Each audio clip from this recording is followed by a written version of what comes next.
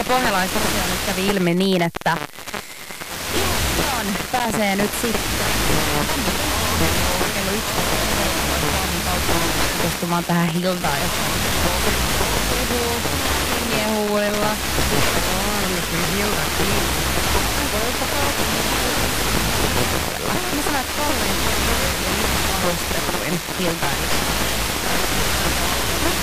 Todellakin kaikki kuvailut, mitä joku Pohjalaisesta pitää kyllä siis paikkaansa, että on sadunnasta antoihan maailmaa. Aivan varmasti. Tämä on ihan kuva Hilasta. Hiltahan on siis tommonen väri. On niinku, on silleen. Tossa on samaa fiilistä, mitä oli Kuopiossa siellä. Mä ainakin pääsin olla bussiin. Se tuntui siltä, että yhtään johonkin tällaiseen ihmeelliseen niinku maailmaan, missä mä en koskaan ollut oikein kova lukemaan. Mulla on kaikki. Tuntuu siltä, että jos tuleekin hullu toukka. Siinä, mutta se on kyllä totta. Että mäkin muistan lapsuudestani sen, että Lahden niin oli siellä siis hieno.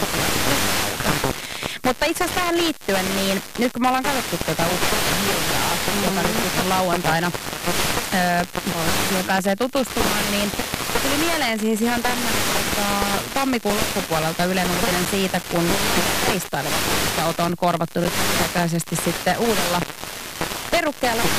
Tässä ei ole ledvaloa, ei ole kattoikkunaa ja sisälle ei pääse hyppäämäänkään. Tai jos joku tämmöinen autosta pitää tarjota, että tuu missään nimessä meidän. Tässä siis ihan tuossa studioscreenissä kuva tästä Lahden pakettia. Lahden kirjastoauto. Siis tämä on tollanen niin halkoinen pakettiauto, johon ei saa hypätä kyytiin. Siellä tässä on tommoinen pyörillä kulkeva kärry, joka on tänne mitä mä arvioisin? 30 kirjaa. Niin. Lahdessahan niinku Lahden siellä on hieno kuin Hilta, mutta siis on hieno kirjastoauto Saaga nimeltään.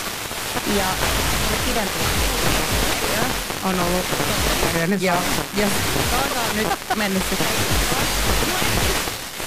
hoivaan ja niin kuin varmaan siinä ja näin, missä nyt repsuollettiin, mulla on ikinä käyttää, niin sitten vaan laittaa ja tukkaminttiin ja näin.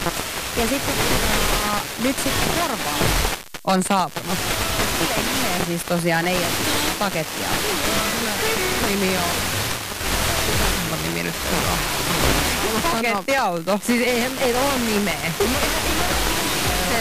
Kirjasto-autot on ihania, kun niille annetaan ne nimet. Siinä on vähän pieni persona saadaan sille, joka tekee siis hirveän hyvää. Että tää ei tutustu vaan tommoista. Niinku pihalla ajaa tommoinen ja lasti josta karkuun, eikä todellakaan kohti. Joo, ei toi tuottelevan näköinen tää niinku korppa. Se auto Saakalle on, mutta sitten mä mietin, että kun Saaka nyt palaa, tekee sen korvaajan.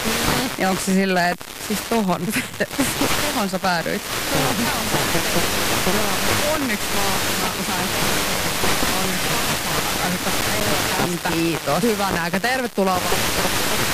Taas. Mutta tosiaan, aina pääsee sitten Hiltakäyntiin Vaasassa.